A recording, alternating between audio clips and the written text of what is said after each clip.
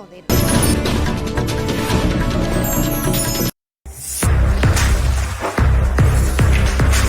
Media की दुनिया में नेतृत्व वही जो सिर्फ संस्थान न बनाए बल्कि एक नई सोच को दिशा दे।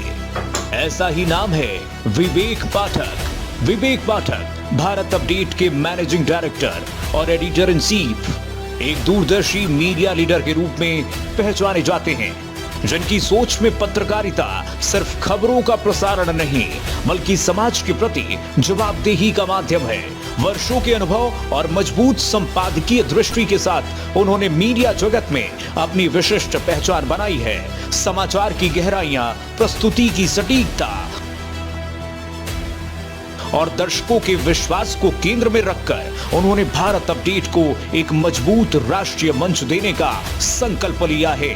उनके नेतृत्व में भारत अपडेट तेज, निष्पक्ष और विश्वसनीय पत्रकारिता की नई परिभाषा गढ़ रहा है। उनकी रणनीति स्पष्ट है, हर खबर तथ्यपरक हो, हर प्रस्तुति प्रभावशाली हो और हर दर्शक को मिले सच का भरोसा। विवेक पाठक का विजन है भारत अपडेट को देश के हर घर तक पहुंचाना और इसे ऐसा समाचार का मंच बनाना जो जनता की आवाज, राष्ट्र की सोच और सच्चाई का सबसे मजबूत माध्यम बने। उनकी अगुवाई में भारत अपडेट सिर्फ एक चैनल नहीं बल्कि भरोसे, निष्पक्षता और नई पत्रकारिता का प्रतीक बन रहा है। जब हर मुद्दे को ब्लैक एंड व्हाइट बताया जाएगा, तब सच के बाकी रंग कौन दिखाएगा? जल्द आ रहा है सिर्फ भारत अपडेट पर। खबरों की दुनिया में भारत अपडेट न्यूज चैनल की धमाकेदार एंट्री। आपका अपना चैनल भारत अपडेट अब आप देख सकते हैं टाटा प्ले के चैनल नंबर 574 और जियो टीवी के चैनल नंबर 2070 पर 24 घंटे सातों दिन।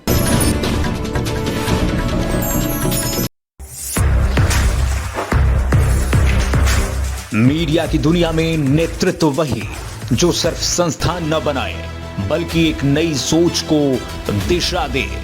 ऐसा ही नाम है विवेक पाठक। विवेक पाठक भारत अपडेट के मैनेजिंग डायरेक्टर और एडिटर इन चीफ एक दूरदर्शी मीडिया लीडर के रूप में पहचाने जाते हैं, जिनकी सोच में पत्रकारिता सिर्फ खबरों का प्रसारण नहीं बल्कि समाज के प्रति जवाबदेही का माध्यम है।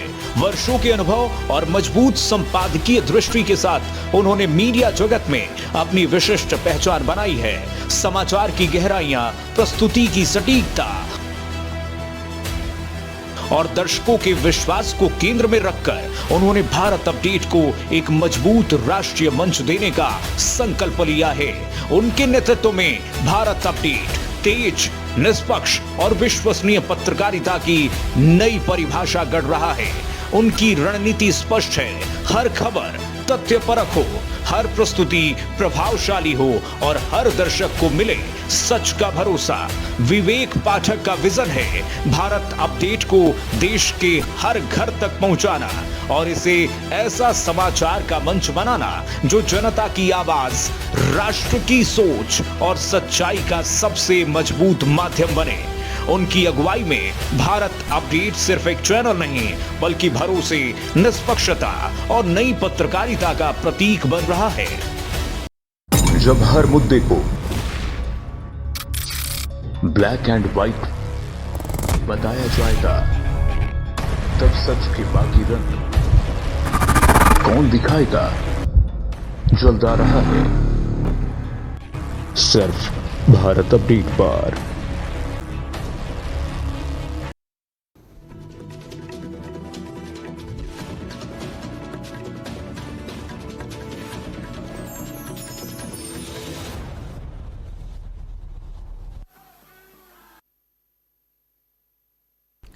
नमस्कार, बहुत स्वागत है आपका। भारत अपडेट देख रहे हैं आप, मैं हूं आपके साथ भावना त्रिपाठी।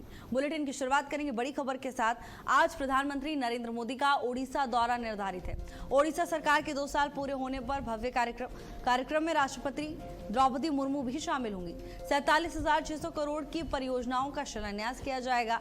प्रधानमंत्री नरेंद्र मोदी BCGCL की परियोजना का आधारशिला रखेंगे।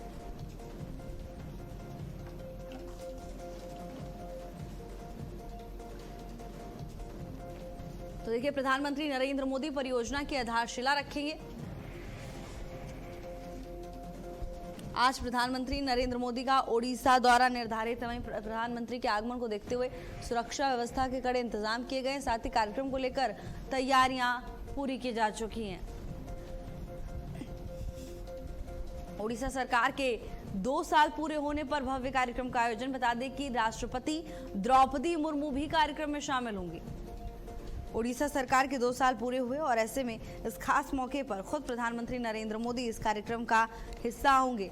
ये भी बता दें कि आज बड़ी सौगात क्षेत्रवासियों को, ओडिशा वासियों को मिलने वाली है। बड़ी परियोजनाओं की सौगात प्रधानमंत्री की ओर से दी जाएगी।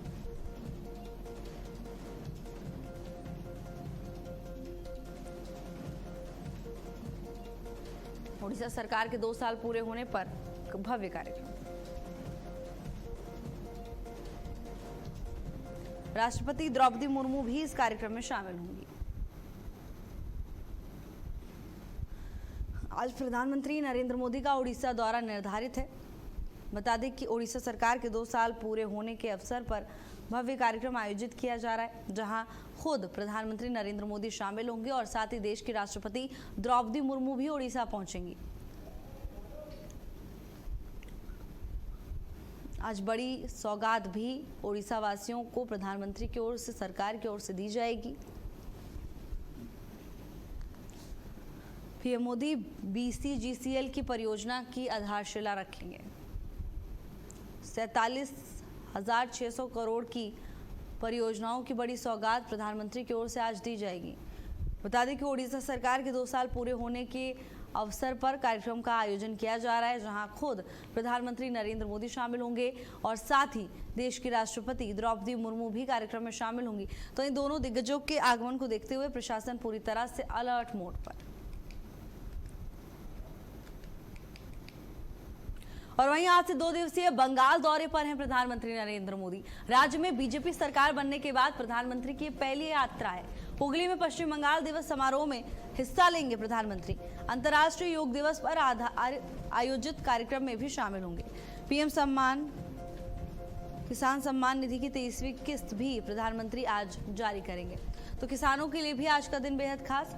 प्रधानमंत्री नरेंद्र मोदी पीएम किसान सम्मान निधि की 23वीं किस्त आज जारी करेंगे। तो अंतर्राष्ट्रीय योग दिवस पर आयोजित कार्यक्रम में भी प्रधानमंत्री मौजूद रहेंगे। देखिए, आज से पश्चिम बंगाल के दौरे पर प्रधानमंत्री नरेंद्र मोदी और वहीं राज्य में बीजेपी सरकार बनने के बाद ये प्रधानमंत्री की पहली यात्रा है। बता दें कि हुगली में पश्चिम बंगाल दिवस समारोह आयोजित किया जा रहा है, जहां प्रधानमंत्री नरेंद्र मोदी शिरकत करेंगे। साथ ही अंतर्राष्ट्रीय योग दिवस पर आयोजित कार्यक्रम में भी प्रधानमंत्री मौजूद रहेंगे।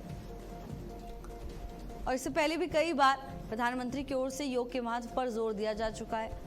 अब एक बार फिर अंतर्राष्ट्रीय योग दिवस के खास अवसर पर खास कार्यक्रम में प्रधानमंत्री नरेंद्र मोदी पहुंचेंगे। बता दें कि पीएम किसान सम्मान निधि की 23वीं किस्त भी आज पीएम जारी करेंगे। तो जाहिर तौर पर किसानों के लिए भी आज का दिन बेहद खास और महत्वपूर्ण माना जा रहा है।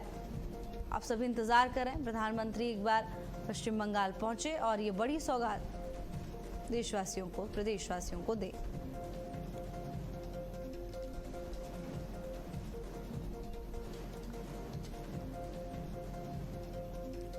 पीएम किसान सम्मान निधि की 23वीं किस्त भी आज प्रधानमंत्री नरेंद्र मोदी जारी करेंगे।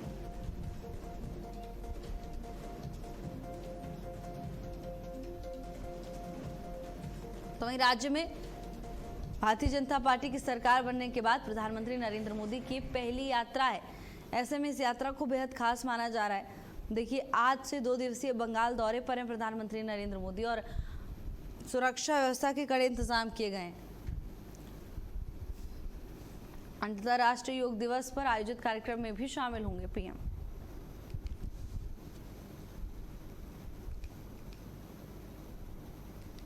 और वहीं झांसी के 2 दिवसीय दौरे पर सीएम योगी आदित्यनाथ। झांसी में विकसित भारत संकल्प सम्मेलन में शामिल होंगे सीएम योगी आदित्यनाथ। रानी लक्ष्मीबाई कृषि विश्वविद्यालय में सम्मेलन प्रदर्शनी का निरीक्षण करेंगे सीएम योगी। छात्र छात्राओं से संवाद करेंगे मुख्यमंत्री। शाम को मंडल स्तर की बैठक लेंगे। पीडब्ल्यूडी की परियोजनाओं की समीक्षा करेंगे मुख्यमंत्री योगी आदित्यनाथ। रानी लक्ष्मीबाई कृषि विश्वविद्यालय में सम्मेलन में सीएम योगी आदित्यनाथ शामिल होंगे। झांसी के 2 दिवसीय दौरे पर मुख्यमंत्री योगी आदित्यनाथ। विकसित भारत संकल्प सम्मेलन में शामिल होंगे सीएम और साथ ही बड़ी सौगात भी आज क्षेत्रवासियों को मुख्यमंत्री की ओर से दी जाएगी। वहीं मुख्यमंत्री के आगमन को देखते हुए, मुख्यमंत्री के दौरे को देखते हुए, कार्यक्रमों को देखते हुए प्रशासन पूरी तरह से अलर्ट नजर आ रहा है। सुरक्षा व्यवस्था के कड़े इंतजाम प्रशासन की ओर से किए गए।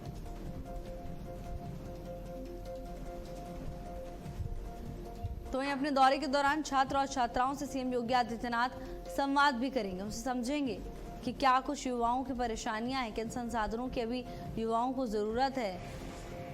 तमाम चीजों का जिक्र संवाद के दौरान हो सकता है। बता दें कि आज से 2 दिवसीय झांसी और ललितपुर दौरे पर मुख्यमंत्री योगी आदित्यनाथ।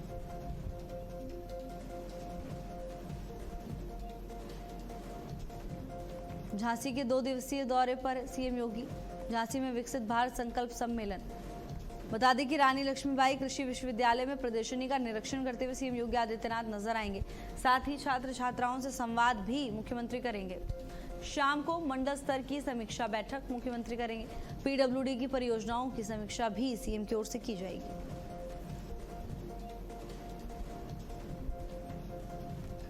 पीडब्ल्यूडी की परियोजनाओं की समीक्षा करेंगे मुख्यमंत्री योगी आदित्यनाथ।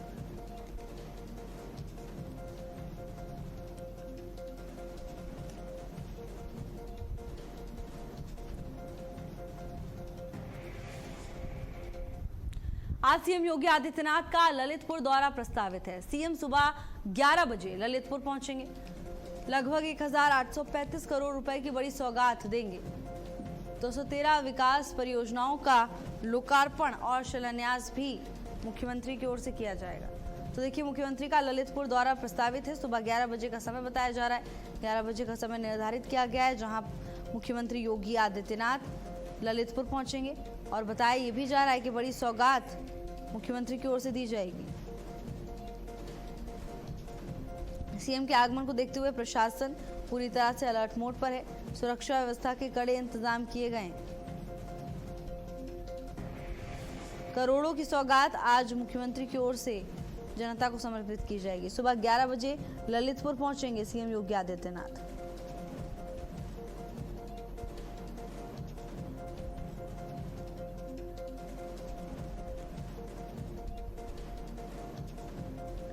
दो 213 विकास परियोजनाओं का लोकार्पण और शिलान्यास मुख्यमंत्री करेंगे।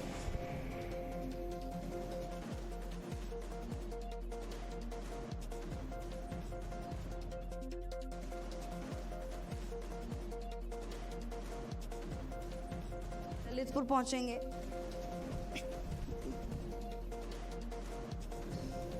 करोड़ों की सौगात आज मुख्यमंत्री की ओर से दी जाएगी। 213 विकास परियोजनाओं का लोकार्पण और शिलान्यास आज मुख्यमंत्री योगी आदित्यनाथ करेंगे।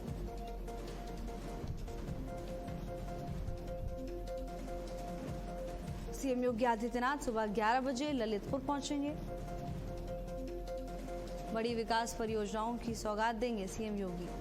213 विकास परियोजनाओं का लोकार्पण और शिलान्यास करते हुए सीएम योगी आदित्यनाथ नजर आएंगे। तो वहीं मुख्यमंत्री के दौरे को देखते हुए प्रशासन पूरी तरह से सजग है।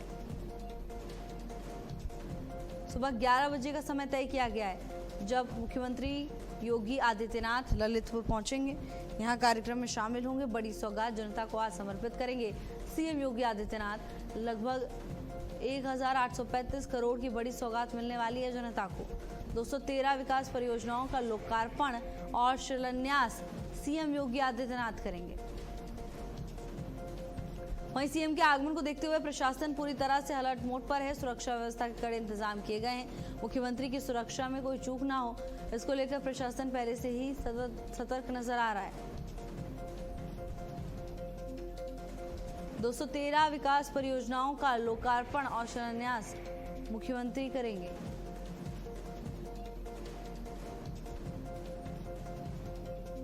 सीएम योगी सुबह 11 बजे ललितपुर पहुंचेंगे। लगभग 1835 करोड़ रुपए की बड़ी सौगात, बड़ा तोहफा आज मुख्यमंत्री की ओर से क्षेत्रवासियों को दिया जाएगा। 213 विकास परियोजनाओं का लोकार्पण और शिलान्यास सीएम करेंगे। साथ ही सुरक्षा व्यवस्था की बात करें तो कड़े इंतजाम किए गए हैं। मुख्यमंत्री के आगमन को देखते हुए प्रशासन पूरी तरह से एक्टिव मोड में नजर आ रहा है।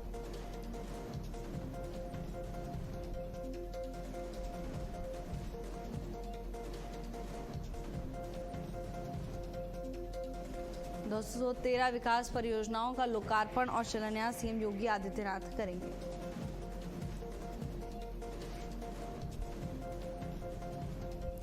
आज सीएम योगी आदित्यनाथ का ललितपुर दौरा प्रस्तावित है। सुबह 11 बजे सीएम योगी आदित्यनाथ ललितपुर पहुंचेंगे। लगभग 1835 करोड़ रुपए की बड़ी सौगात मुख्यमंत्री की ओर से दी जाएगी। 213 विकास परियोजनाओं का लोकार्पण और शिलान्यास भी सीएम योगी आदित्यनाथ करेंगे।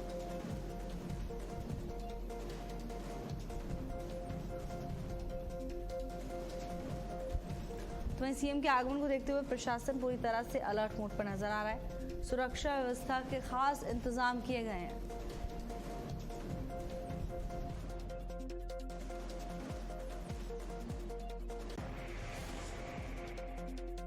योजनाओं का लोकार्पण और शिलान्यास आज मुख्यमंत्री की ओर से किया जाएगा। तो वहीं मुख्यमंत्री के आगमन को देखते हुए प्रशासन की ओर से चाक चौबंद इंतजाम किए गए।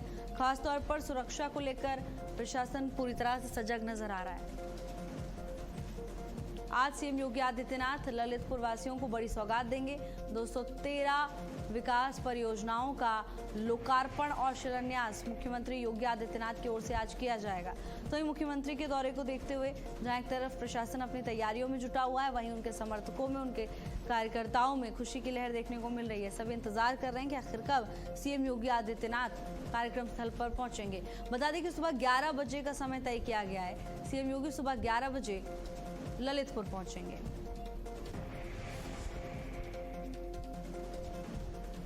बड़ी सौगात ललितपुर वासियों को मुख्यमंत्री योगी आदित्यनाथ की ओर से दी जाएगी।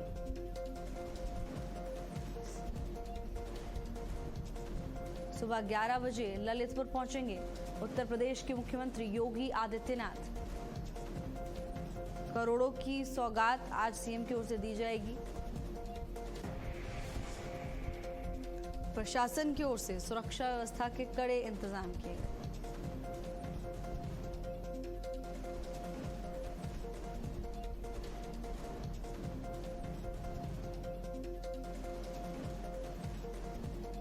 एक 1835 करोड़ रुपए की बड़ी सौगात देंगे।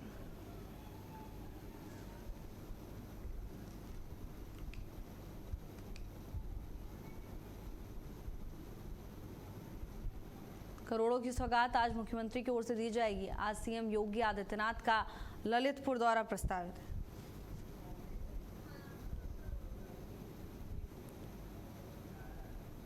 लगभग 1835 करोड़ रुपए की बड़ी सौगात देंगे। लखनऊ से हमारे ब्यूरो चीफ संजीव सिंह जुड़ चुके हैं तमाम जानकारी लेकर। संजीव, मुख्यमंत्री का ललितपुर दौरा कितना खास?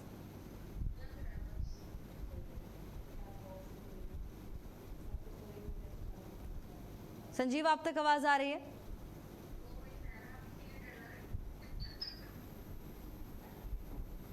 संजीव, मुख्यमंत्री काफी खास दौरा है और जी बिल्कुल ये कहा जा सकता है कि आज उत्तर प्रदेश के मुख्यमंत्री योगी आदित्यनाथ का ललितपुर का जो दौरा है तो ललितपुर वासियों के लिए काफी खास है, क्योंकि यहाँ पर आज जो है 1768 करोड़ रुपए की सौगात वाला जो है शिलान्यास और लोकार्पण किया जाएगा कई योजनाओं का, जिनमें से कि 221 विकास परियोजना है जिनका कि लोकार्पण और शिलान्यास जो है उत्तर प्रदेश के मुख्यमंत्री योगी आदित्यनाथ करेंगे। और इस अवसर पर यह कहा जा सकता है कि राज्य मंत्री श्रम एवं सेवा योजना मनोहर लाल मन्नू रहेंगे। इसके अलावा दानिश आजाद अंसारी भी रहेंगे। कार्यक्रम कार्यक्रम की अगर बात की जाए तो सभी तैयारियां पूरी कर ली गई हैं और सिर्फ इंतजार है तो मुख्यमंत्री के ललितपुर पहुंचने का, क्योंकि ये माना जा रहा है कि करीब 11:30 बजे जो है जनसभा शुरू होगी और इसी दौरान जो है वो शिलान्यास और लोकार्पण करेंगे विभिन्न परियोजनाओं का, योजनाओं का, क्योंकि ये भी माना जा रहा है कि बुंदेलखंड का ये 2 दिवसीय जो है उत्तर प्रदेश के मुख्यमंत्री योगी आदित्यनाथ का ये दौरा है और देर शाम जो है वो झांसी पहुंचेंगे, वहां पर भी कई योजनाओं का लोकार्पण और शिलान्यास करेंगे। तो यानी ये कहा जा सकता है कि आज का दिन खास तौर से बुंदेलखंड वासियों के लिए काफी अहम भरा दिन है। काफी ज्यादा उनको सौगात जो है आज उत्तर प्रदेश के मुख्यमंत्री योगी आदित्यनाथ देंगे। जी, बड़ी सौगात मिलने वाली है, ऐसे में क्षेत्रवासियों के लिए दिन तो अहम हो ही जाता है, विकास को भी नई गति मिलेगी। संजीव, सुरक्षा व्यवस्था को लेकर क्या कुछ इंतजाम देखने को मिल रहे हैं? देखिए, अगर सुरक्षा व्यवस्था की बात की जाए तो सुरक्षा के व्यापक इंतजाम किए गए हैं। जहां पर कार्यक्रम स्थल है वहां पर जो सघन चेकिंग की जा रही है, जो भी आने जाने वाले, चाहे वो मीडिया कर्मी हो या फिर सामान्य लोग हैं या फिर कार्यकर्ता क्यों ना हो, ये जरूर कहा जा सकता है कि पूरा जो है पंडाल बनाया गया ताकि गर्मी से जो है लोगों को राहत मिल सके, क्योंकि इस समय अगर गर्मी की बात की जाए तो 42 डिग्री सेल्सियस से भी ज्यादा का टेम्परेचर जो है बुंदेलखंड में है। खास तौर से ये कह सकते हैं कि अगर कल के दिन की बात की जाए तो कल जो है 42 से 43 डिग्री सेल्सियस तक जो है तापमान था और ये अनुमान लगाया जा रहा है कि आज भी ऐसे ही जो है तापमान रहेगा। तो ऐसे में जो है पूरी व्यवस्था की गई है ताकि जो भी लोग आ रहे हैं उनको किसी प्रकार जो गर्मी है उससे उनको राहत मिल सके। कूलर की व्यवस्था की गई है, भारी पुलिस फोर्स को तैनात किया गया है और मेटल डिटेक्टर डोर लगाया गया है, ड्रोन की भी व्यवस्था की गई है। संजीव, तो ये तमाम इंतजाम किए गए हैं। धन्यवाद आपका संजीव तमाम जानकारी के लिए। चलिए बुलेटिन में आगे बढ़ेंगे, जहां झांसी में उप मुख्यमंत्री केशव प्रसाद मौर्य ने सर्किट हाउस में प्रेस कॉन्फ्रेंस की। इस दौरान केंद्र सरकार के 12 सालों की उपलब्धियां गिनाई। उन्होंने कहा कि प्रधानमंत्री नरेंद्र मोदी के नेतृत्व में देश में विकास, गरीब कल्याण और आधारभूत संरचना के क्षेत्र में ऐतिहासिक कार्य हुए हैं। वहीं समाजवादी बीजेपी लगातार तीसरी बार सत्ता में आएगी और सपा सिमट कर केवल सैफई तक रह जाएगी। उन्होंने कार्यकर्ताओं से सरकार की उपलब्धियों को जनता तक पहुंचाने का आह्वान भी किया। अखिलेश यादव और सपा पर जमकर निशाना साधते हुए डिप्टी सीएम नजर आए। उन्होंने दावा किया कि एक बार जनता फिर से भारतीय जनता पार्टी पर ही भरोसा जताएगी और डिप्टी सीएम केशव प्रसाद मौर्य ने सरकार की उपलब्धियां गिनाई और इस दौरान विपक्ष पर भी जमकर निशाना साधा। सपा पर जमकर बरसे डिप्टी सीएम।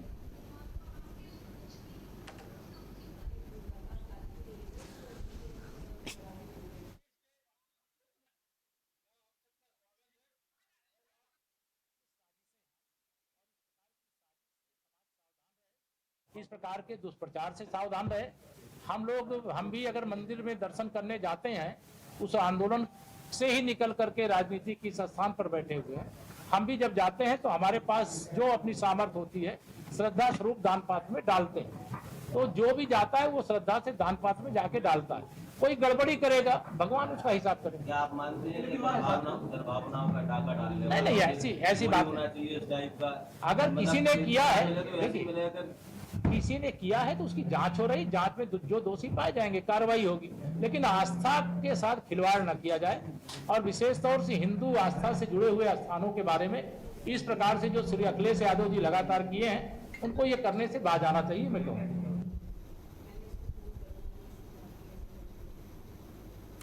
पीएम मोदी के नेतृत्व में ऐतिहासिक विकास की बात डिप्टी सीएम की ओर से कही गई। इसके साथ ही उन्होंने समाजवादी पार्टी पर जमकर निशाना साधा। उन्होंने कहा कि बीजेपी लगातार तीसरी बार सत्ता में आएगी और सपा सिमटकर केवल सैफई तक ही रह जाएगी।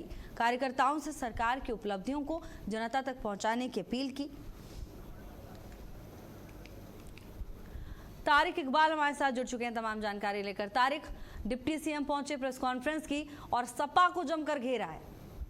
जी, आपको बता दूं कि झांसी के सर्किट हाउस में डिप्टी सीएम ने प्रेस वार्ता करते हुए उन्होंने कहा था कि सपा में परिवारवाद, गुंडावर्दी और भ्रष्टाचार हावी हो जाता है। वे अपने आंतरिक कारणों से कमजोर होते हैं। और उन्होंने सपा प्रमुख अखिलेश यादव पर निशाना साधते हुए ये भी कहा कि करोड़ों लोग सुन पा रहे हैं? बिल्कुल तारिक, आप अपनी बात पूरी कीजिए। उन्होंने कहा कि अयोध्या करोड़ों लोगों की आस्था का केंद्र है।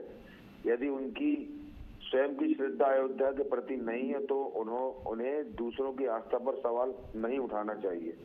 उन्होंने कहा कि हिंदू समाज की आस्था से जुड़े केंद्रों को बदनाम करने की कोशिश हो रही है, इसलिए लोगों को ऐसे दुराचार से सावधान रहने की जरूरत है। बिल्कुल तारिक, तो बड़ी बातें डिप्टी सीएम की ओर से कही गई। धन्यवाद आपका तमाम जानकारी के लिए। और वहीं कॉकरोच जनता पार्टी आज प्रदर्शन करेगी। आज जंतर मंतर पर बड़ा प्रदर्शन करेगी। सीजेपी के फाउंडर अभिषेक दीपके का बड़ा ऐलान, प्रदर्शन में थाली और चम्मच लेकर शामिल हूं। आज जंतर मंतर पर करीब 1 बजे प्रदर्शन। हालांकि दिल्ली पुलिस ने अभी तक प्रदर्शन की अनुमति नहीं दी है। देखिए, पहले ये समय 10 बजे बताया जा रहा था, लेकिन अब कहा जा रहा है कि 1 बजे प्रदर्शन होगा। लेकिन ये बड़ा अपडेट है कि अभी तक प्रदर्शन की अनुमति मिली नहीं है। अब ये देखना होगा क्या कुछ होता है, आज ये प्रदर्शन होता है या नहीं होता है, कैसे प्रशासन स्थिति पर काबू पाता है, तमाम चीजों पर नजर रहेगी। लेकिन जंतर मंतर पर करीब 1 बजे सभी को थाली और चम्मच लेकर आने के लिए सीजेपी के फाउंडर ने कहा है।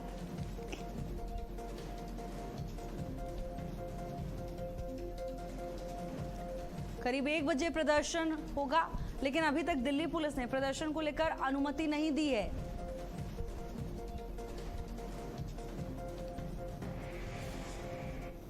और फिलहाल के लिए मेरे साथ बस इतना ही। देश और दुनिया की तमाम बड़ी खबरों के लिए देखते रहिए भारत अपडेट। नमस्कार।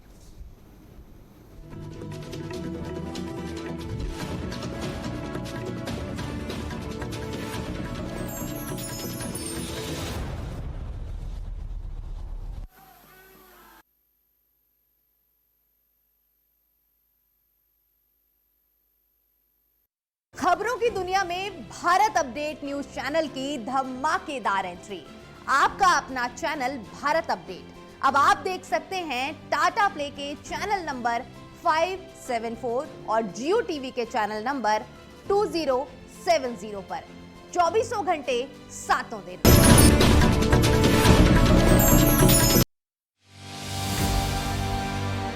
धान का कटोरा हमारे छत्तीसगढ़ की नई पहचान। जब हर मुद्दे को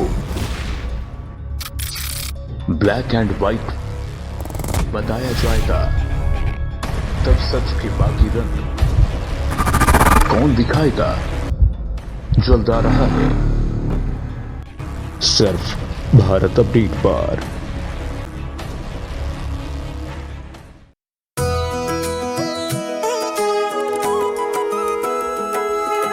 गंगा पुकारे आओ रे, हर हर शंभु गाओ रे, हरिद्वार में कुंभ सजे, श्रद्धा की डुबकी लगाओ रे। हर हर गंगे गंगे हर हर गंगे, भस्म रमाए साधु चल रहे, गूंजे शिव के नाम। गंगा किनारे दिव्य अलौकिक ओजस पूरा धाम, युगों युगों का पर्व ये पावन मिलकर सभी मनाओ रे। हरिद्वार में कुंभ सजे, श्रद्धा की डुबकी लगाओ रे। हर हर गंगे गंगे हर हर गंगे। 14 जनवरी 2027 से हरिद्वार में सजेगा आस्था, अध्यात्म और सनातन चेतना का विराट संगम। आइए इस दिव्य महापर्व के साक्षी बने। खबरों की दुनिया में भारत अपडेट न्यूज चैनल की धमाकेदार एंट्री। आपका अपना चैनल भारत अपडेट अब आप देख सकते हैं टाटा प्ले के चैनल नंबर 574 और जियो टीवी के चैनल नंबर 2070 पर 24 घंटे 7 दिन।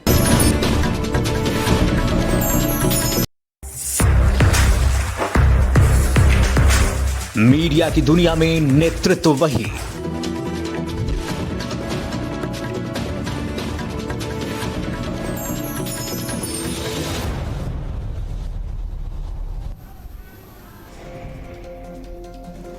राष्ट्रपति द्रौपदी मुर्मू का आज जन्मदिन। पीएम मोदी और सीएम योगी आदित्यनाथ ने जन्म दिवस की दी बधाई और शुभकामनाएं। लिखा, भारत के विकास के प्रति उनका अटूट समर्पण रहा है। ईश्वर उन्हें देश की सेवा में दे स्वस्थ जीवन।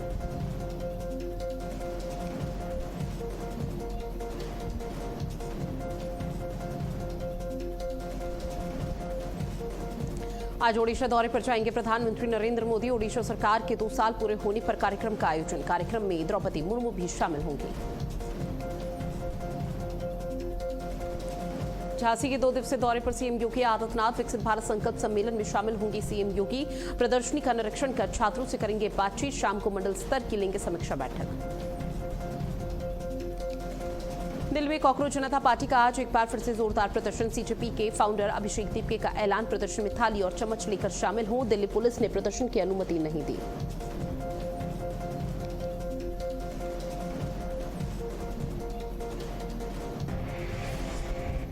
नमस्कार, बहुत स्वागत आप सभी का भारत अपडेट पर। मैं हूं आपके साथ ऋतु भंडारी और शुरुआत करते हैं एक बड़ी खबर के साथ बुलेटिन की।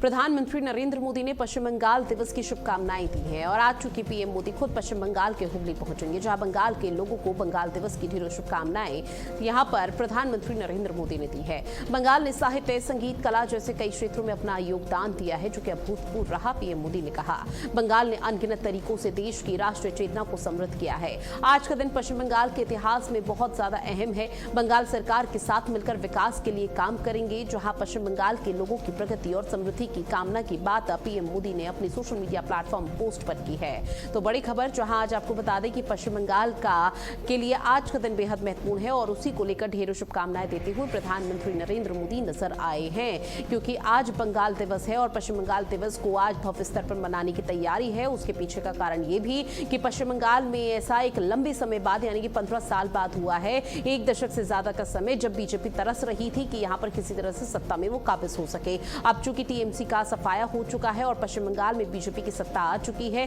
तो निश्चित तौर पर आज का दिन बेहद ही भव्य स्तर पर मनाने की योजना है। और इसके पीछे का एकमात्र कारण यह भी है कि प्रधानमंत्री नरेंद्र मोदी आज खुद पश्चिम बंगाल के दौरे पर हैं। जब पश्चिम बंगाल पहुंचेंगे, इस पूरे कार्यक्रम में शिरकत करेंगे, तो निश्चित तौर पर एक अलग और भव्य तस्वीरें इस दौरान देखने को मिल सकती है। किसी तरह की कोई कोताही की तस्वीरें, लापरवाही की जो स्थिति है वो देखने को ना मिले, उसको लेकर विशेष तैयारी लगातार की जा रही है।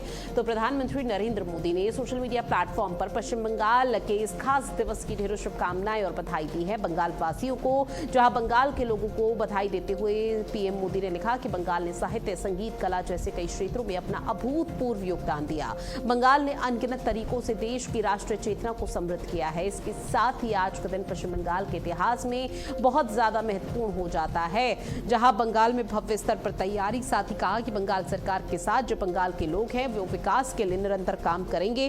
किसी भी तरह से यहाँ पर किसी को कोई बड़ी परेशानी ना होने पाए, इसको लेकर भी तमाम जो योजनाएं हैं वो लगातार केंद्र की मोदी सरकार की तरफ से चलाई जाएगी।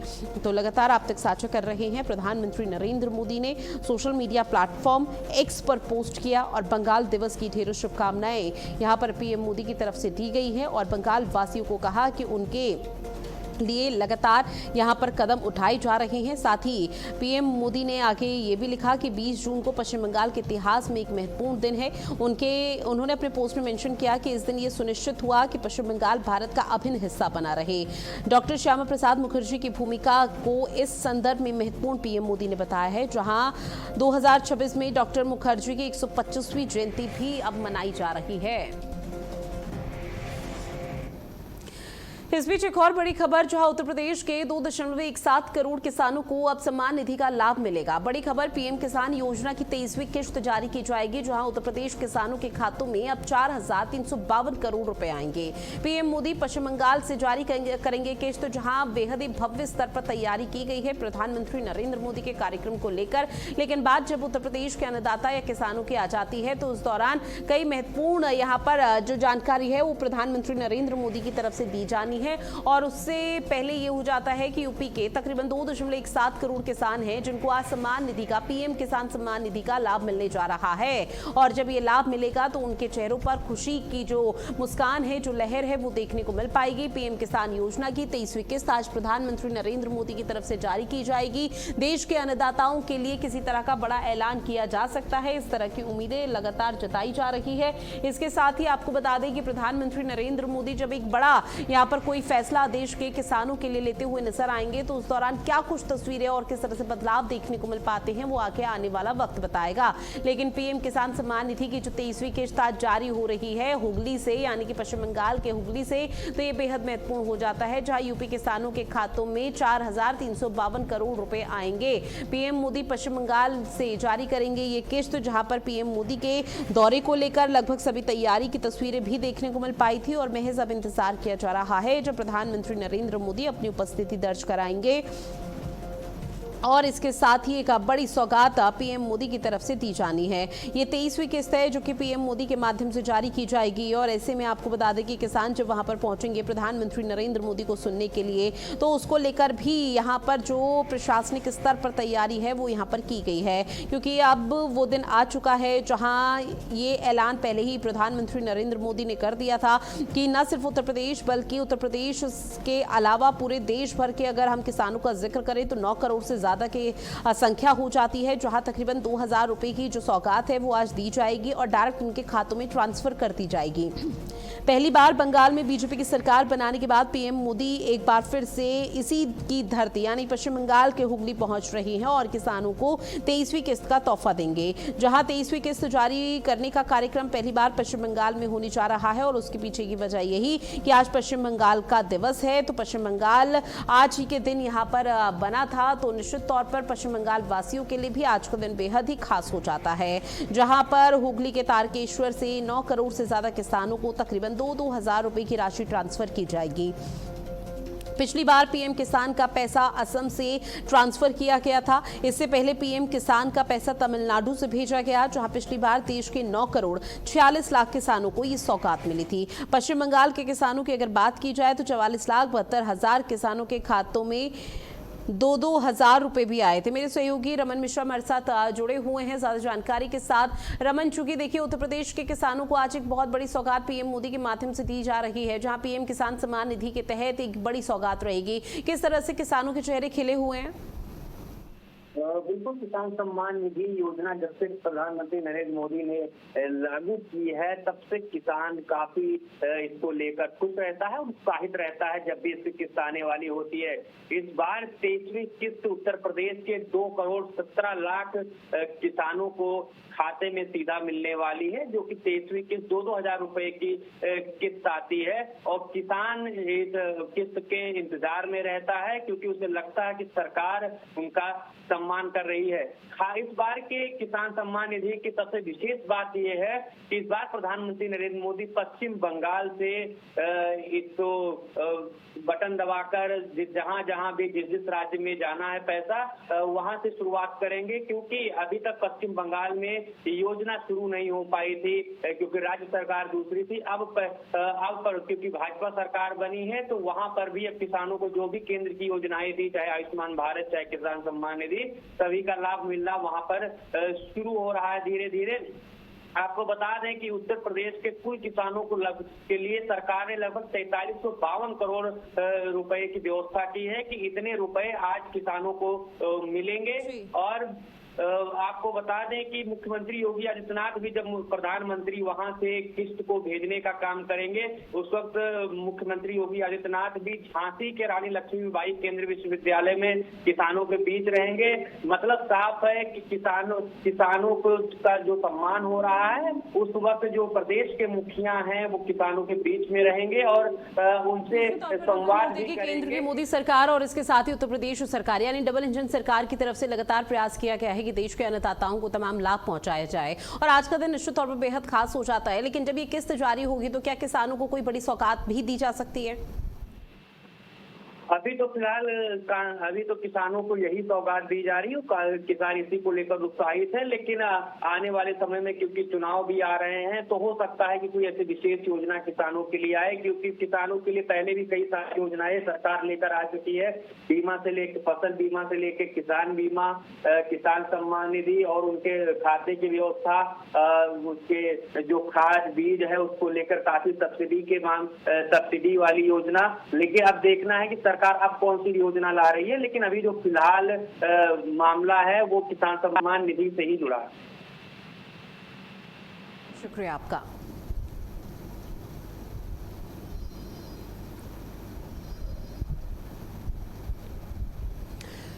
इस बीच अगली बड़ी खबर का रुख करते हैं, जहां उत्तर प्रदेश में 2.99 करोड़ से ज्यादा ड्राइविंग लाइसेंस जारी किए गए। बड़ी खबर लखनऊ सबसे आगे, जहां 13.66 लाख लाइसेंस जारी हुए हैं। लखनऊ आरटीओ प्रदेश में नंबर 1 पर रहा है। परिवहन सेवाएं डिजिटल होने से आरटीओ के चक्कर कम हुए हैं। 5.30 करोड़ से अधिक वाहनों का रिकॉर्ड ऑनलाइन हुआ है। वाहन पंजीकरण यानी कि रजिस्ट्रेशन में ट्रांसपोर्ट नगर आरटीओ शीर्ष पर रहा। परिवहन विभाग की 49 सेवाएं फेसलेस और कॉन्ट्रैक्ट लेस है, जहां लाइसेंस और वाहन संबंधित काम ऑनलाइन आसान हुए हैं। ऑनलाइन सेवाओं से समय की बचत हो रही है। तो देखिए, ड्राइविंग लाइसेंस को लेकर एक और बड़ी सौगात यहां पर, जहां उत्तर प्रदेश में ड्राइविंग लाइसेंस जारी करवाने की प्रक्रिया 2 चरणों में पूरी होती है। पहले लर्नर लाइसेंस होता है और उसके बाद परमानेंट ड्राइविंग लाइसेंस, और उसी की आज तैयारी देखने को मिल पाएगी, जहां उत्तर प्रदेश में तकरीबन 2.99 करोड़ से ज्यादा नए ड्राइविंग लाइसेंस जारी होंगे। जहां आपको बताते चले कि उत्तर प्रदेश में डिजिटल गवर्नेंस को एक नई पहचान दी जा रही है। इसका सबसे बड़ा उदाहरण यही कि प्रदेश का परिवहन विभाग बनकर उभर रहा है, जहां तकनीक के व्यापक उपयोग से सेवाओं को पारदर्शी, सरल और नागरिकों के लिए अधिक सरल और सुलभ बनाने की कोशिश हो रही है। अब इसी के चलते डिजिटल माध्यमों के जरिए लगातार वाहन पंजीकरण, ड्राइविंग लाइसेंस, कर भुगतान और अन्य सेवाओं की प्रक्रिया पहले की तुलना में कई अधिक आसान और तेज हो चुकी है। और अब आज एक बार फिर से वो तस्वीरें देखने को मिल पाएगी, जहां ड्राइविंग लाइसेंस जारी किए जाएंगे। प्रदेश में परिवहन विभाग के आंकड़े इस बदलाव की सीधे तौर पर गवाही दे रहे हैं, क्योंकि अगर वर्तमान का जिक्र किया जाए तो उत्तर प्रदेश में कुल 5,30,25,689 वाहन पंजीकृत है। इनमें से 34,76,928 वाणिज्यिक वाहन और 4,95,48,761 निजी वाहन शामिल हैं। अब इतने बड़े वाहन नेटवर्क का प्रभावी प्रबंधन डिजिटल प्लेटफॉर्म और आधुनिक तकनीकी व्यवस्था वाहन और सारथी पोर्टल के माध्यम से की जा रही है, जहां वाहन पंजीकरण के मामले में लखनऊ का ट्रांसपोर्ट नगर आरटीओ प्रदेश में सबसे अव्वल स्थान पर है। कुल 32,49,911 वाहन पंजीकृत हैं। इसके साथ ही प्रयागराज दूसरे पर है, कानपुर तीसरे पर, और ऐसे लगातार जो सिलसिला है फहरिस्त सामने आती रही है। अब ड्राइविंग लाइसेंस जारी करने के क्षेत्र भी उत्तर प्रदेश ने उल्लेखनीय और ऐतिहासिक उपलब्धि हासिल कर ली है, जहां एक बार फिर से ये ड्राइविंग लाइसेंस जारी किए जाएंगे। अब तक प्रदेश में 2.99 करोड़ से अधिक नए ड्राइविंग लाइसेंस जारी किए जा चुके हैं।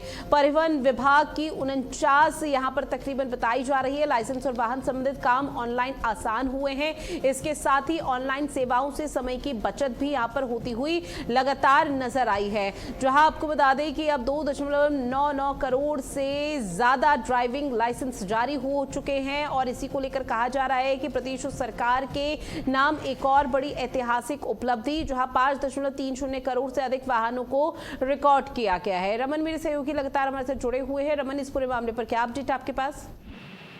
बिल्कुल, उत्तर प्रदेश में जो आंकड़े जारी हुए हैं उसके मुताबिक 2.99 करोड़ से अधिक ड्राइविंग लाइसेंस जो है उत्तर प्रदेश में अभी तक जारी हुए हैं, जिसमें राजधानी लखनऊ नंबर 1 पर है। राजधानी लखनऊ में 13.66 लाख ड्राइविंग लाइसेंस जारी करने के साथ ही लखनऊ का जो आरटीओ है वो नंबर 1 है। और सब इसमें भी अगर लखनऊ में भी आरटीओ की बात करें तो ट्रांसपोर्ट नगर जो आरटीओ है वहां पर सबसे ज्यादा ड्राइविंग लाइसेंस रजिस्टर्ड हुए हैं। ये जो ज्यादा से ज्यादा जो ड्राइविंग लाइसेंस रजिस्टर्ड हुए हैं और आपको हुए हैं, इसका सबसे बड़ा कारण माना जा रहा है क्योंकि जहां पर लाइसेंस बनाना सबसे पहले सबसे बड़ा सिरदर्दी का काम माना जाता था, लेकिन अब सरकार ने सब कुछ ऑनलाइन करके पोर्टल बना के, विशेषकर जैसे वाहन पोर्टल, सारथी पोर्टल, इन सब पोर्टलों के माध्यम से घर बैठे लाइसेंस बनवाने की व्यवस्था की है, जिसके चलते अब आदमी को आरटीओ के यहाँ धक्के नहीं खाने पड़ते, परिवहन विभाग के धक्के नहीं खाने पड़ते और घर बैठे आदमी का लाइसेंस बन जाता है। सिर्फ एक बार सिर्फ जांच के लिए जाना पड़ता है, जिसके चलते लोग आराम से लाइसेंस बनवा ले रहे हैं। और अब जो कि एक दलाल परंपरा चलती थी आरटीओ व्यवस्था में, वो भी एकदम खत्म हो गई है और सरकार ने सीधा समन्वय जो है वो लोग और बड़ी उपलब्धि यहाँ पर दर्ज की जा रही है। बहरहाल जानकारी साझा की उसके लिए बहुत शुक्रिया रमन मिश्रा आपका। दिल्ली से बड़ी खबर, कॉकरोच जनता पार्टी आज एक बार फिर से प्रदर्शन करने की तैयारी में है। बड़ी खबर, आज जंतर मंतर पर जोरदार तरीके से बड़ा प्रदर्शन किया जाएगा। कॉकरोच जनता पार्टी के फाउंडर अभिषेक दीपके का ऐलान कर दिया गया है, जहां प्रदर्शन में थाली और चम्मच लेकर शामिल होने की बात कही गई है। आज जंतर मंतर पर करीब 1 बजे प्रदर्शन रहेगा, जहां दिल्ली पुलिस ने प्रदर्शन करने की अनुमति दे दी है। तो बड़ी खबर, जहां दिल्ली पुलिस ने प्रदर्शन करने की अनुमति दे दी है और आज एक बार फिर से प्रदर्शन की तस्वीरें सामने आएंगी। पिछली दफा जब प्रदर्शन किया गया था तमाम मुद्दों को लेकर, गुजरात में भी और दिल्ली के जंतर मंतर पर भी, तब उस दौरान देखा था कि किस तरह से लोग लगातार जुड़ते हुए नजर आए थे। और आज एक बार फिर से उम्मीद जताई जा रही है कि कॉकरोच जनता पार्टी और अभिषेक दीपके जो इसके फाउंडर हैं, और वो जब इस प्रदर्शन का नेतृत्व करेंगे तो निश्चित तौर पर कई युवा जुड़ते हुए नजर आएंगे। लेकिन इसमें खास बात ये बताई जा रही है कि री नीट का एग्जाम जो कल होना है उसको लेकर ये प्रदर्शन हो रहा है, ताकि किसी भी तरह की कोई गड़बड़ी आपसे पहले जो देखने को मिल पाई है उसमें युवाओं को जोड़ा जा सके। और आगे आने वाले समय के लिए भले ही अभी यहां पर ऑफिशियल तौर पर कॉकरोच जनता पार्टी ने ना तो चुनाव लड़ने की बात कही है ना किसी तरह की, लेकिन अपने रास्ते को क्लियर करती हुई सीजेपी नजर आ रही है। और उसको लेकर लगभग सभी तैयारी दिल्ली पुलिस की भी हो चुकी है, जहां परीक्षा में कथित गड़बड़ियों को लेकर कॉकरोच जनता पार्टी आज एक बार फिर से सड़कों पर उतरेगी। दिल्ली के जंतर मंतर पर विरोध प्रदर्शन करेगी, जहां सीजेपी के संस्थापक हैं अभिजीत दीपके, जिन्होंने पहले ही इस बात का ऐलान कर दिया था जो समर्थक इस दौरान प्रदर्शन में पहुंचेंगे उन समर्थकों को थाली और चम्मच लाने की अपील की गई है, क्योंकि मोदी सरकार की रीति नीति से जो लोग परेशान हैं वो लगातार इस प्रदर्शन पर जुड़ रहे हैं। स्नेह कमल मेरे सहयोगी जुड़े हुए हैं। स्नेह कमल, प्रदर्शन की शुरुआत देखने को मिलेगी और कॉकरोच जनता पार्टी आज किस बड़े लेवल पर प्रदर्शन करने की योजना बना रही है? जी बिल्कुल, कॉकरोच जनता पार्टी ने पिछले 6 जून को जब शिक्षा मंत्री धर्मेंद्र प्रधान के इस्तीफे को लेकर मांग करते हुए दिल्ली के जंतर मंतर पर प्रदर्शन किया था। हालांकि प्रधान की अनुमति सुबह उनको नहीं मिली थी, उसके बाद जो है जैसे वो अमेरिका का भारत लैंड करते उसके घंटे बाद अनुमति मिलती है। और आज भी कुछ ऐसी स्थिति थी, पहले दिल्ली पुलिस ने अनुमति नहीं दी थी, लेकिन आज दोपहर 1 बजे से दिल्ली के जंतर मंतर पर उनका जो है प्रदर्शन शुरू हुआ। इस दौरान अभिजीत दीपके ने इसमें तमाम समर्थकों से अपील की है वो घर से थाली और चम्मच लेके आए, और जिस कोविड दौरान प्रधानमंत्री के आह्वान पर लोगों ने थालियां चम्मच बजाए थे, वैसे ही अभिजीत दीपके ने कहा कि उनके भी जो समर्थक आएंगे वो थाली और चम्मच लेकर आए, जो नहीं आ पाते हैं तो अपने घर से दोपहर में थाली और चम्मच बजाएं। निश्चित तौर पर देखिए, जो कोविड के लॉकडाउन के दौरान प्रधानमंत्री नरेंद्र मोदी की तरफ से देशवासियों से अपील की गई थी, शायद उसी का जवाब आज कॉकरोच जनता पार्टी सड़कों पर उतरते हुए दे रही है। स्नेह कमल, लेकिन आपसे ये भी जानेंगे कि किन मुद्दों को उठाती हुई आज एक बार फिर से नजर आएगी? कॉकरोच जनता पार्टी का सिर्फ एक सूत्री मुद्दा है, वो लगातार एक ही बात करते हैं, जब तक धर्मेंद्र प्रधान इस्तीफा नहीं देंगे तब तक हमारा विरोध प्रदर्शन जारी रहेगा। इस दौरान कल अभिजीत दीपके ने प्रधानमंत्री को भी पत्र लिखा था। उन्होंने कहा नीट यूजी परीक्षा के बाद जिन छात्रों ने छात्राओं को सुसाइड किया उनके परिजनों को 1 करोड़ की राशि का मुआवजा दिया जाए। हालांकि ये उनकी नई मांग है, लेकिन जिस मांग को लेकर लगातार उन्होंने प्रदर्शन किया और आज का जो प्रदर्शन है उसकी एक सूत्री मांग मात्र इतनी है कि अब शिक्षा मंत्री धर्मेंद्र प्रधान अपने पद से इस्तीफा दें। ठीक है, स्नेह कमल, जानकारी साझा की उसके लिए बहुत शुक्रिया आपका। तो देखिए, जंतर मंतर पर आज 1 बजे दोपहर को प्रदर्शन होगा, जहां कॉकरोच जनता पार्टी की तरफ से प्रदर्शन किया जाना है। लेकिन खास बात यह है कि जो समर्थक यहां पर पहुंचेंगे उन समर्थकों को ये कहा गया है कि वो थाली और चम्मच लेकर पहुंचे। अगली बड़ी खबर, जहां 3 से 5 जुलाई तक लखनऊ में आम महोत्सव होगा। इंदिरा गांधी प्रतिष्ठान में दुर्लभ आम प्रदर्शित होंगे, जहां 4 जुलाई को बायर सेलर मीट भी होगी। देश भर के खरीदार इसमें शामिल होंगे। आम उत्पादन में उत्तर प्रदेश देश में नंबर 1 पर है। उत्तर प्रदेश में 62 लाख टन आम का उत्पादन होता है। उत्पादकों और निर्यातकों को एक बड़ा मंच मिलने जा रहा है, जहां कृषि विशेषज्ञ और बागवान शामिल होंगे। साथ ही आपको बता दें कि महोत्सव कृषि अर्थव्यवस्था को बढ़ावा देगा। लखनऊ में 3 दिन तक आम की महक यहाँ पर देखने को मिल पाएगी और 3 जुलाई से इसकी शुरुआत होने जा रही है। जहां आपको बता दें कि उत्तर प्रदेश में हर साल आम महोत्सव का आयोजन होता है। इस बार भी 3 से 5 जुलाई तक इस महोत्सव की शुरुआत होगी। इंदिरा गांधी प्रतिष्ठान में महोत्सव के मुख्य आयोजन के दौरान 4 जुलाई को जन भवन में बायर और सेलर यानी क्रेता और विक्रेता मीट का भी आयोजन किया जाएगा। अब इस महोत्सव में सीएम योगी आदित्यनाथ की भी उपस्थिति बेहद खास तौर पर देखने को मिल पाएगी, जहां राज्य की सैकड़ों विशिष्ट और दुर्लभ प्रजातियों के अलग अलग किस्मों के आमों को यहाँ पर प्रदर्शित किया जाना है। उद्यान राज्य मंत्री स्वतंत्र प्रभार दिनेश प्रताप सिंह ने खुद जानकारी इस पूरे मामले पर दी कि उत्तर प्रदेश देश का अग्रणी आम उत्पादक राज्य में है। देश में लगभग 25 लाख हेक्टेयर क्षेत्रफल में 235 लाख टन उत्पादन आम के होते हैं। इसमें यूपी 3.27 लाख हेक्टेयर क्षेत्रफल में फैला हुआ है। गाजियाबाद में जीडीए ने अवैध निर्माण और अवैध कॉलोनियों के खिलाफ बड़ी कार्रवाई को अंजाम दिया है। ग्राम कनौजा और मुरादनगर क्षेत्र में करीब 13,000 के वर्ग मीटर भूमि पर विकसित की जा रही अवैध प्लॉटिंग को ध्वस्त किया गया। आपको बता दें कि जीडीए अधिकारियों के अनुसार मौके पर सड़क निर्माण, प्लॉटों की चिनाई और अवैध कॉलोनियां बसाने का काम चल रहा था। जांच के दौरान संबंधित लोगों से स्वीकृत मानचित्र और भूमि के वैध दस्तावेज मांगे गए हैं, लेकिन कोई प्रमाण प्रस्तुत नहीं किया गया। इसके बाद प्रवर्तन जोन 2 की टीम ने बुलडोजर कार्रवाई करते हुए अवैध निर्माणों को ध्वस्त कर दिया है। तो ये तस्वीरें भी आपको उस दौरान की दिखा रहे हैं जहां वैध दस्तावेज न दिखाने पर जीडीए का ये बड़ा एक्शन देखने को मिला है। जीडीए ने बड़ी कार्रवाई को अंजाम दिया। कनौज और इसके साथ ही मुरादनगर में अवैध निर्माण पर पीला पंजा चला है। जो अवैध कॉलोनियां बसाई थी उन लोगों को पहले से ही नोटिस चस्पा कर दिया गया था, लेकिन जब उन लोगों की तरफ से खुद अपने घरों को खाली नहीं किया गया तो जीडीए का ये बुलडोजर मौके पर पहुंचा और अवैध कॉलोनियों पर ध्वस्तीकरण की कार्रवाई का सिलसिला देखने को मिला।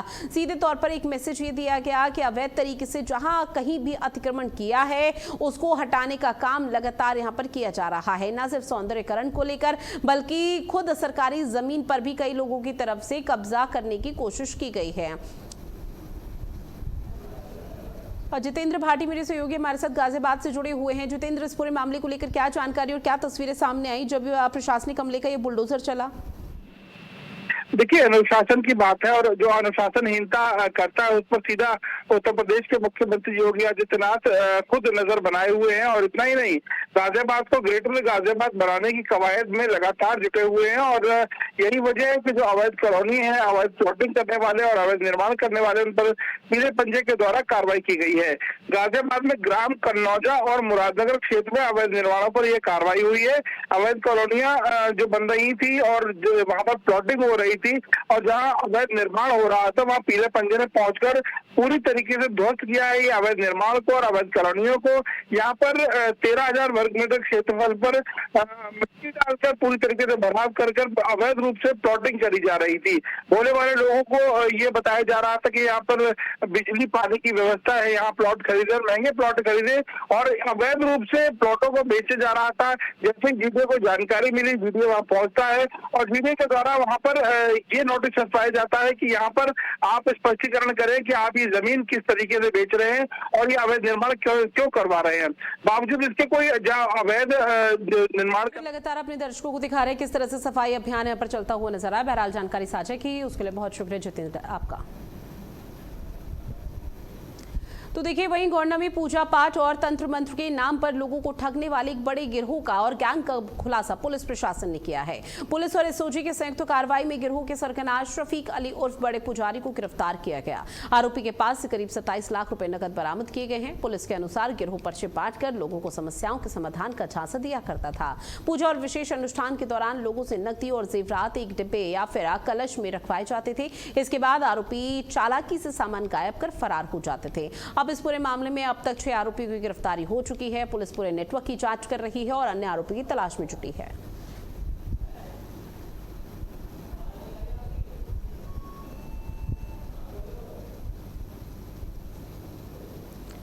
और देखिए, गोंडा से खबर है, तंत्र मंत्र के झांसे में फंसाकर किस तरह से लोगों को ठगा जाता था। जहां गोंडा में तंत्र मंत्र ठगी गिरोह का फिलहाल पुलिस ने भंडाफोड़ कर दिया है।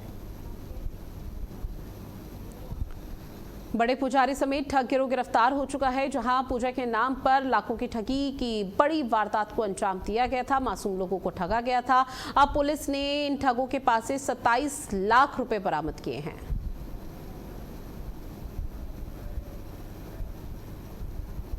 वाली मनकापुर सर्विलांस एवं एसओजी गुंडा की टीम द्वारा एक सराहनीय कार्य करते हुए संगठित अपराध कारित करने वाले गिरोह जिसके 5 सदस्यों की गिरफ्तारी 7 मई 2026 को पूर्व में की जा चुकी है के मुख्य अभियुक्त सफीक अली उर्फ बड़े पुजारी पुत्र अनवर निवासी लिसाड़ी रोड मेरठ को आज दिनांक 19/6/2026 को बंदरहा मार्ग थाना मनकापुर से गिरफ्तार किया गया है। उक्त गिरफ्तार अभियुक्त के पास से कुल 26,95,000 रुपए नकदी की बरामदगी की गई है, जो कि इसने कारित अपराध के आभूषणों को बेचने से प्राप्त की है। उक्त गिरोह के बारे में आपको अवगत कराना है कि यह संगठित गिरोह पूजा पाठ करने के नाम पर एक फर्जी संस्था स्थापित करके लोगों तक पैम्पलेट व कार्ड के माध्यम से, अखबारों के माध्यम से उन तक पहुंचता था तथा उनके साथ पूजा पाठ के नाम पर डरा धमकाकर उनको आभूषण व पैसे की ठगी करता था। और चलिए इन्हीं तमाम खबरों के साथ बुलेटिन में इतना ही। आप बने रहिएगा भारत अपडेट के साथ। नमस्कार।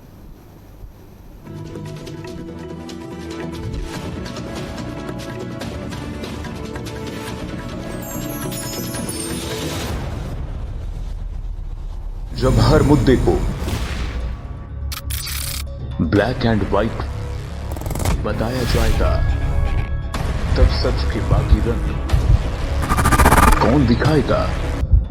जल्द आ रहा है सिर्फ भारत अपडेट पर। छत्तीसगढ़ में शिक्षा अब हर बच्चे के उज्जवल भविष्य की मजबूत नींव बन रही है। प्रदेश में समावेशी और गुणवत्तापूर्ण शिक्षा को सशक्त आधार देने की दिशा में एक महत्वपूर्ण और दूरदर्शी पहल करते हुए मुख्यमंत्री श्री विष्णुदेव साय ने शिक्षा का अधिकार RTE अधिनियम के अंतर्गत खबरों की दुनिया में भारत अपडेट न्यूज चैनल की धमाकेदार एंट्री। आपका अपना चैनल भारत अपडेट अब आप देख सकते हैं टाटा प्ले के चैनल नंबर 574 और जियो टीवी के चैनल नंबर 2070 पर 24 घंटे 7 दिन।